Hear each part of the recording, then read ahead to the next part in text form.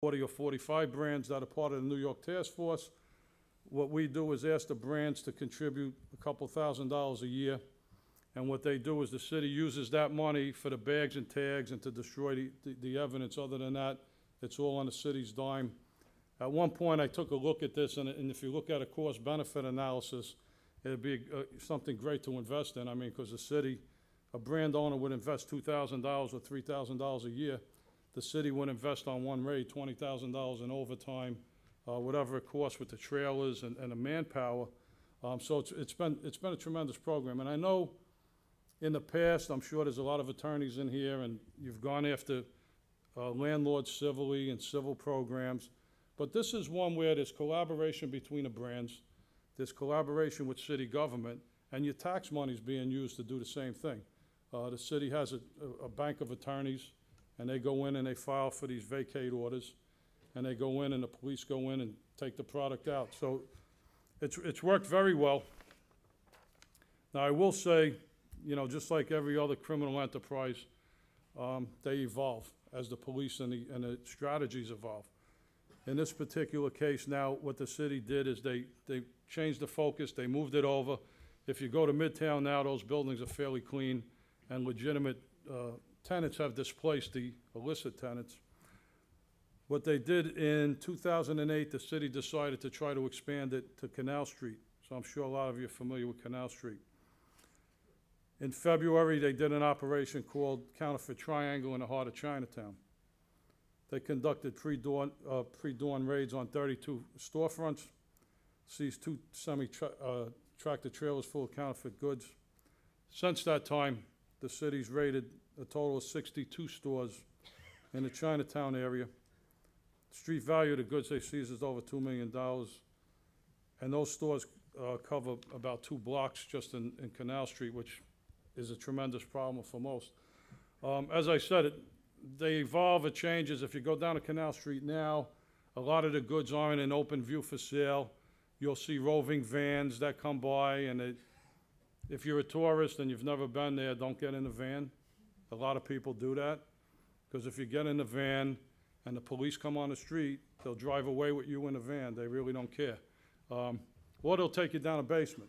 And when they take you down a basement and you're going to look at product, if the police come on the block, they shut the power down, and you may stay down there for 2 or 3 hours, which has happened, and some of these people have been arrested for unlawful imprisonment. So it does happen. I don't have a daughter, but I have sons and daughter-in-laws, and I say don't go down there and buy the goods for obvious reasons, but also these reasons that people really don't know because they get attracted to Canal Street. This program's been exported to different places. I know it's been in effect probably shortly after 2003, to some extent. Of course, it's a little bit different over in Beijing in the Silk Market. There's a program that's run by Baker & McKenzie, I believe, Joe Simone, and it goes after landlords down in the Silk Market.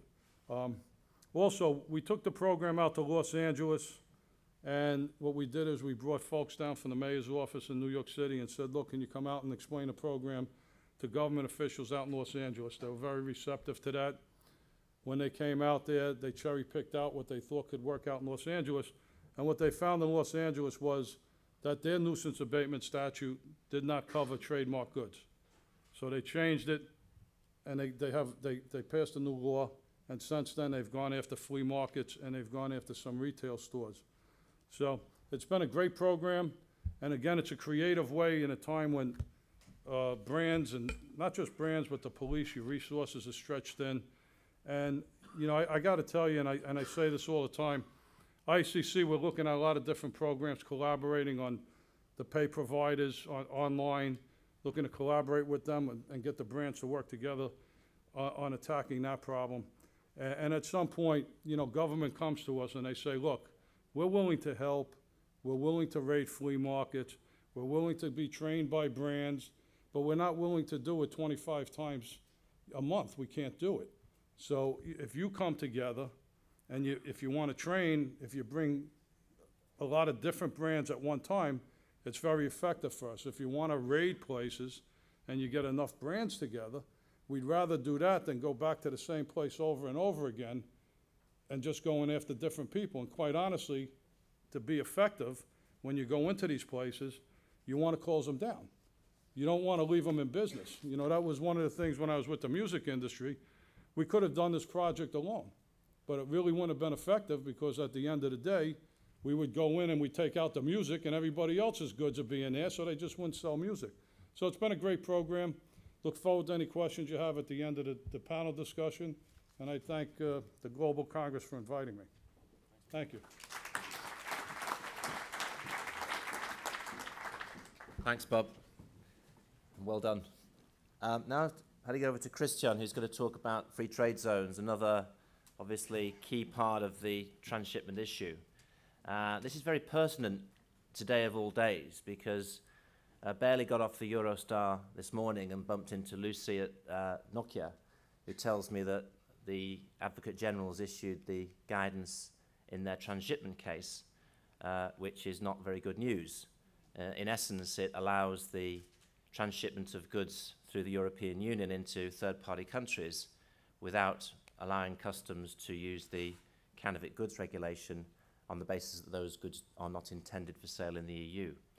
So you see how everything changes very quickly, and today is a good day to be discussing this, and the actual transshipment issue and the topic of how do we empower these intermediaries to do things at borders.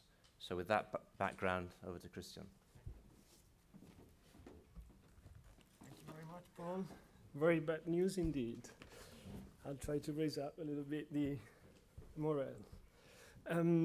I did some research recently, and I discovered that free zones were the first attempts to establish free trade zones go back to the 14th century, where German traders created special areas within the Northern Sea to allow facilitations in trade.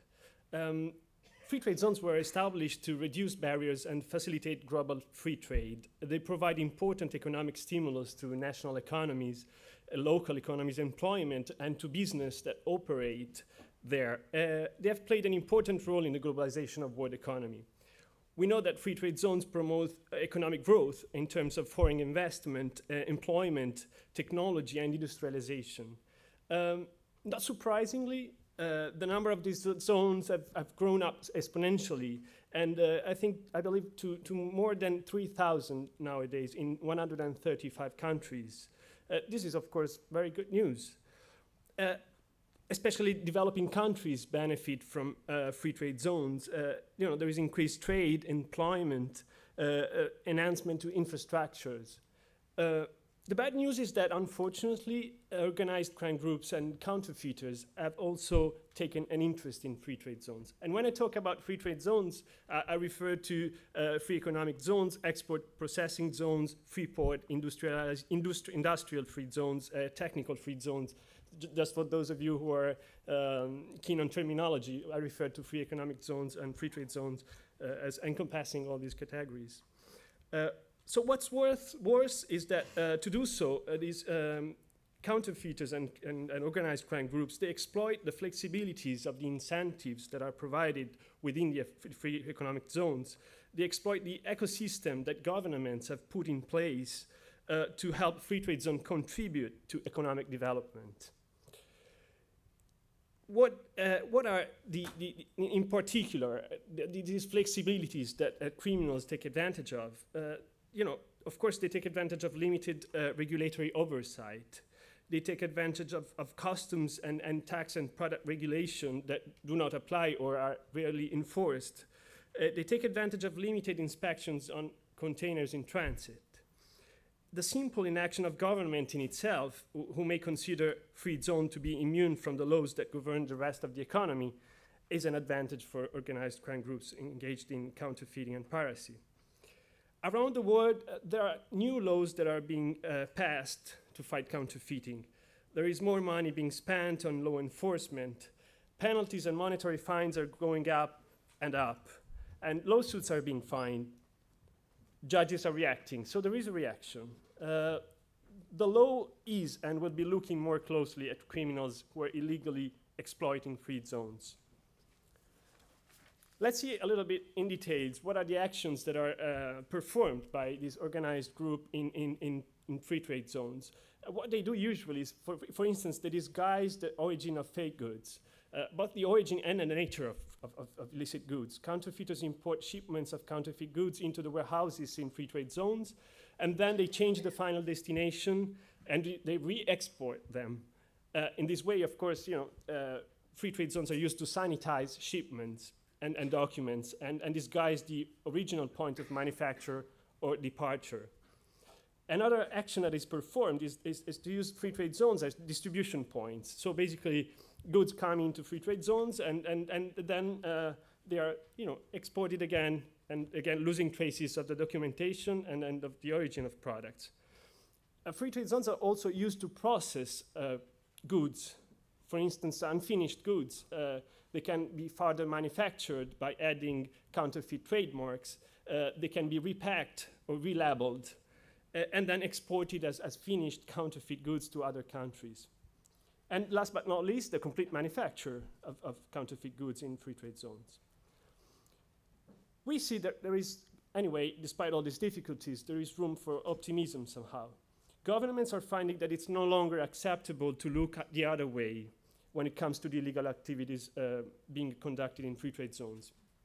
There are some interesting case laws that I would like to share with you today that gives you a sense of this trend towards a different approach in facing this issue.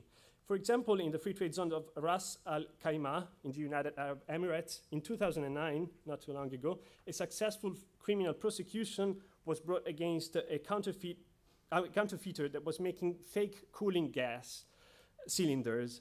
And of course, belonging to an important and famous mark in the industry.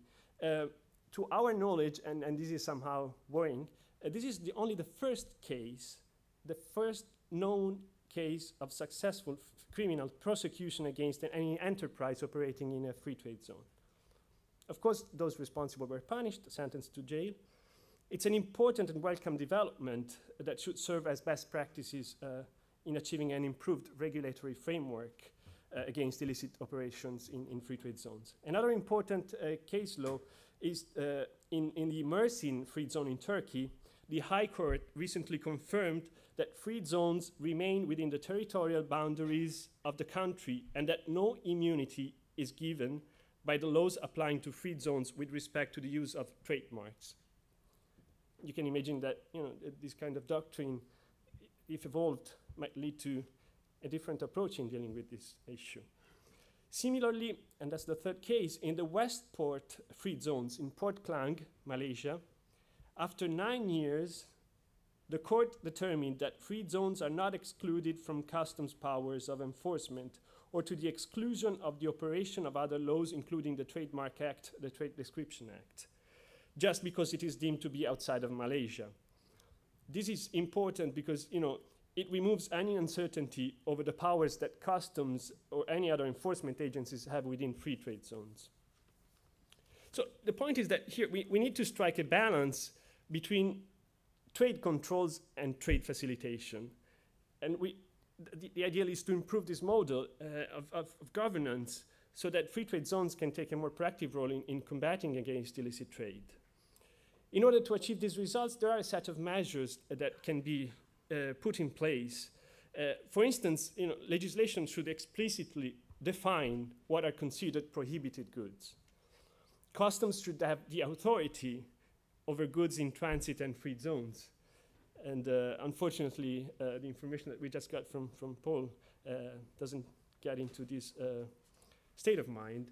But I would wish to recall what the director, John Morton, made quite clear yesterday, that as long as the US is concerned, any goods in transit can be inspected and seized if necessary. In application, we are hopeful that certain principles will become